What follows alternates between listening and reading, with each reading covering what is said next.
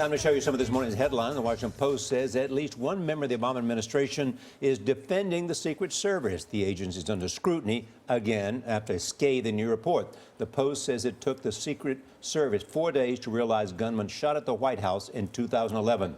Earlier this month, another man jumped the fence and made it to a front door. A deputy national security advisor says the burden agents bear is incredible. And USA Today says 46 hours of secret recordings expose cozy relationships between federal investigators and Goldman Sachs. The recordings were made by Carmen Segarra in 2012. She was hired by the New York Federal Reserve to examine the 2008 financial meltdown. She says regulators were afraid to upset the very institutions they were investigating. Goldman Sachs denies her allegations. The St. Louis Post-Dispatch tells of another protest over the death of Michael Brown in Ferguson, Missouri.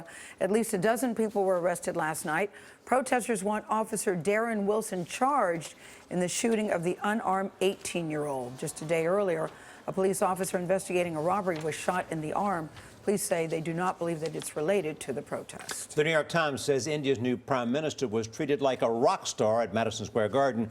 Prime Minister Narendra Modi spoke yesterday to 19,000 fans who repeatedly chanted his name. He was elected in May, promising to reform the Indian government. Modi meets with President Obama today at the White House. And the Detroit Free Press says General Motors is warning that a spy feature on the new Corvette may be illegal.